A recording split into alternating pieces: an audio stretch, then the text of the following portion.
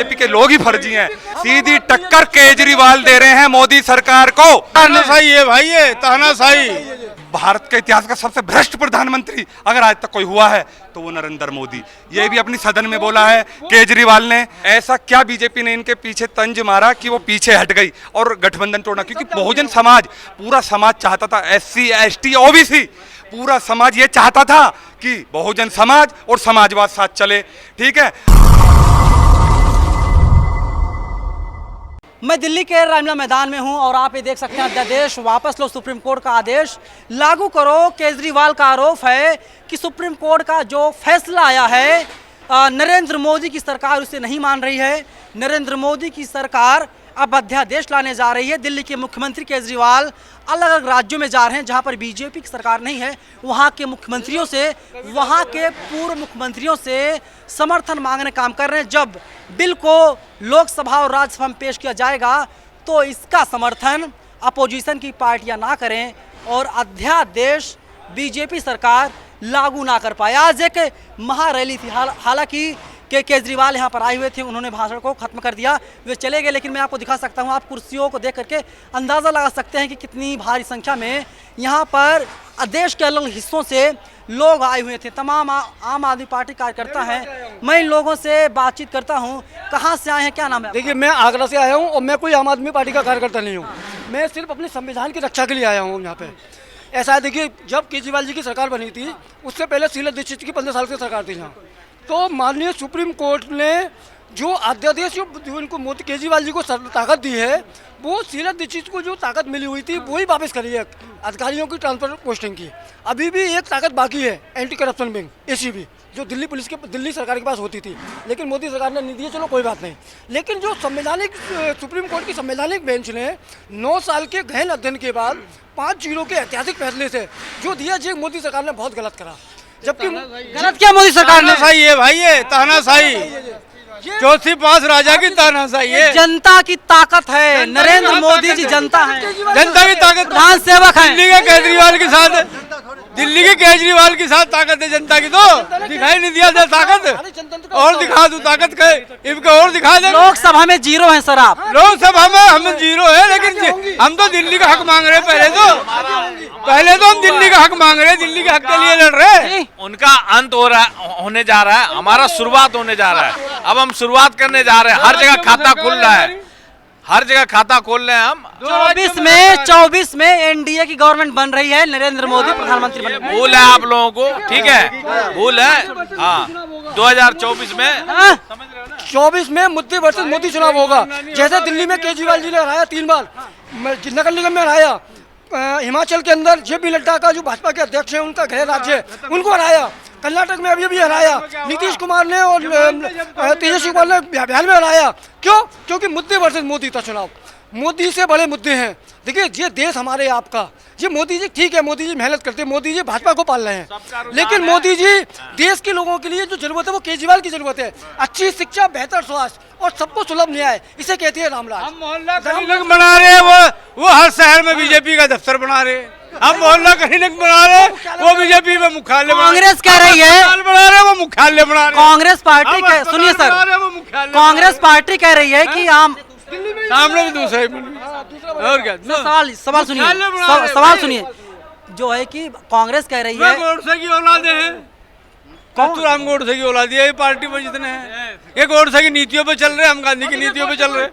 हम गांधी के हत्यारे के दिन तो उन्होंने उद्घाटन करा। अरे गोडसे जो है देशभक्त कहा था देशभक्त? गोडसे देशभक्त था। संविधान को बचाना है, अगर संविधान को बचाना है 36 बार तो सबको PM का लालच छोड़ के ऐसे प्रधानमंत्री, यानी ऐसे आने वाले जो काबिलियत हो, जो मोदी के छक्के छुड़ा दे, जो मोदी के छक्के छुड़ा दे, ऐसे व्यक्ति काबिल को PM बनाओ। हम तो कह रहे हैं, बहन कुमारी मायावती क्यों साथ नहीं आती?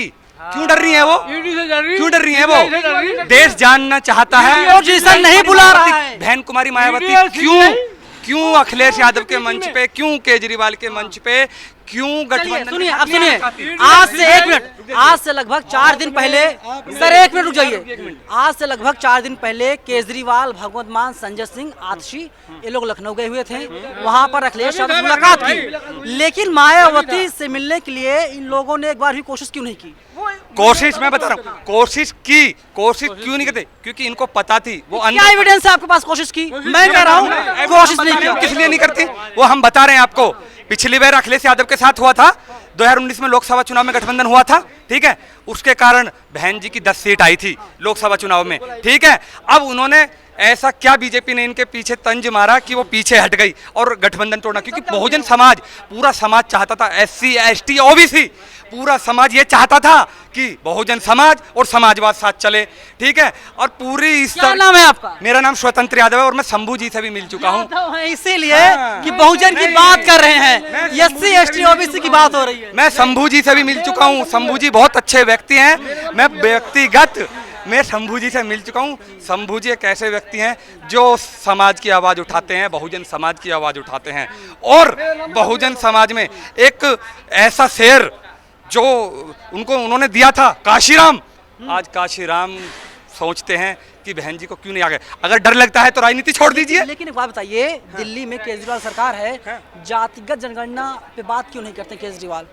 जातिगत जनगणना पर भी बात वो करेंगे, पर वो करेंगे, वो करते हैं नजाकत, मौसम की नजाकत को देखते, वो ऐसे नहीं कहते। लोगों को पहले कहते थे केजरीवाल बी टीम है, बीजेपी की बी टीम है, आज भी कह रहे बीजेपी की बी टीम है। बीजेपी की बी टीम नहीं है, बीजेपी की बी टीम होती तो खुला, मैं कह रहा हूँ कौन सा विपक्ष का ऐसा नेता है जिस तरीके से केजरीवाल काउंटर अटैक, सीधा काउंटर अटैक केजरीवाल जी मोदी पे कर रहे हैं। कौन सा ऐसा कोई और मुझे विपक्ष का नेता बता दीजिए counter attack, direct counter attack Narendra Modi पे कर रहा हो?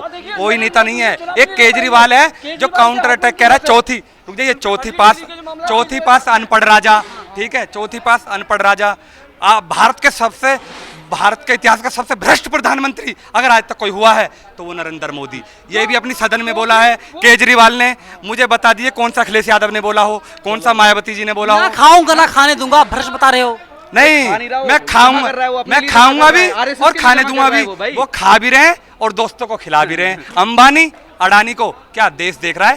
क्यों नहीं कर रहे? अंबानी अडानी को सबको पता है कितने करोड़ का घोटाला वो करे। अडानी ईमानदार आदमी है। ईमानदार तो जब वो मोदी गैल बैठे हैं ना कुर्सी पे, जब वो चार्टर्ड प्लेन में चलते हैं तो मोदी जी उसके साथ बैठते हैं, उस पे अपना हाथ रख रखा है। अडानी पे मोदी जी ने अपना हाथ रख रखा है कि जा मैं तेरे साथ हूँ, तुझे कुछ नहीं होगा। हिंडनबर्ग की रिपोर्ट ने सारा उजागर कर दिया है। बीजेपी का रिपोर्ट फर्जी है, फर्जी है। बीजेपी के तो लोग ही बोलते हैं बीजेपी के लोग फर्जी हैं, खबर फर्जी नहीं, बीजेपी के लोग ही फर्जी हैं। बीजेपी को हिंदुत्व का मतलब ही नहीं पता है।